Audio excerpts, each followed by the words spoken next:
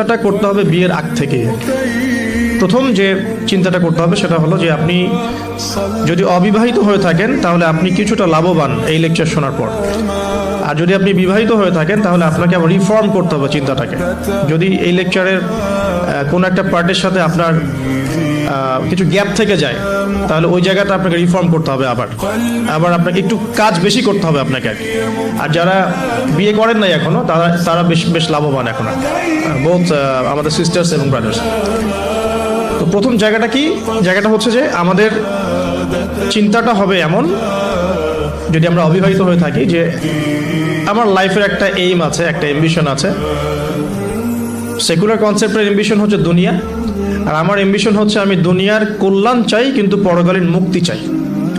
এই হলো আমার ইসলামিক কনসেপ্ট, যে আমি দুনিয়ার কল্যাণ অবশ্যই চাও। দুনিয়াতে আমি একটা বাসস্থান আমার দরকার, একটা জব দরকার আছে, আমার ডিগ্রি সার্টিফিকেটসের দরকার আছে, আমার ব্যবসা বাণিজ্য দরকার আছে, কেরিয়ারের দরকার আছে, কিন্তু আমার উদ্দেশ্যটা হবে পরকালীন স্বার্থ বজায় রেখে দুনিয়ার মুসাফিরের এই জীবনটা কাটিয়ে দেয়া।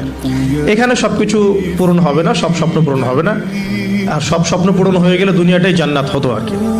আর দুনিয়াতে সব কিছু পাওয়া যাবে না বলেই এটা দুনিয়ার কোনো কিছু স্থায়ী নয়। এখানকার সুখও স্থায়ী নয়, এখানকার কোনো কষ্টও কিন্তু স্থায়ী নয়। যে কোনো সিচুয়েশনই পড়ি না কেন চিন্তা করবো যে এটা স্থায়ী নয়, এটা চলে যাবে, হোক কষ্ট অথবা সুখ। আর এর এক্সাম্পল তো নবী সাল্লাল্লাহু আলাইহি ওয়াসাল্লাম দিয়েছেন ওই যে মৃত গাধার সাথে। তোমরা কি কেউ 1 দিরহামের বিনিময়ে এই গাধা ক্রয় করবে? সাহাবীরা বলেছেন যে 1 দিরহাম কেন, বিনামূল্যে দিলেও কেউ ক্রয় করবে না। তো আল্লাহ রাব্বুল আলামিনের কাছে দুনিয়ার মূল্য এতটুকুই। অন্য হাদিসে এসেছে যদি একটা মাছির দানার পরিমাণও মূল্য থাকতো দুনিয়ার আল্লাহর কাছে, আল্লাহ পাক কাফের মুশরিকদেরকে 1 ফোঁটা পানি পান করতে দিতেন না।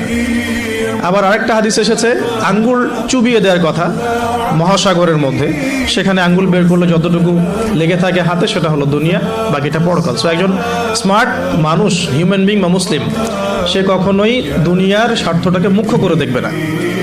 তো আমরা যারা ইসলামিক আইডিওলজি নিয়ে চলাফেরা করি, আমরা দুনিয়ার কল্যাণটা চাবো কিন্তু পরকালীন মুক্তি নিশ্চিত করতে হবে। তো প্রথম কথা কি, concept of the ambition of লাইফটা ঠিক করতে হবে। সেটা সূরা আলে ইমরানের 185 নম্বর আয়াতে আছে।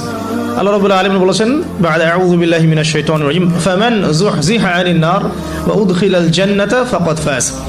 কিয়ামতের দিন যাদেরকে পুলসিরাত পার করানো হবে, জান্নাতে প্রবেশ করানো হবে, জাহান্নাম থেকে নিষ্কৃতি দেওয়া হবে, ফাকাদ ফাজ, সে তখন সফল হলো। মানে সে তখন চূড়ান্ত সাফল্য অর্জন করবে, এর বাইরে কোনো সাফল্যের ডেফিনেশন নাই। তো বিয়ে করেন আর নাই করেন, আগে কনসেপ্টটা ঠিক করতে হবে যে আমি আমার সাফল্য বলতে কি বুঝাচ্ছি। এখন যদি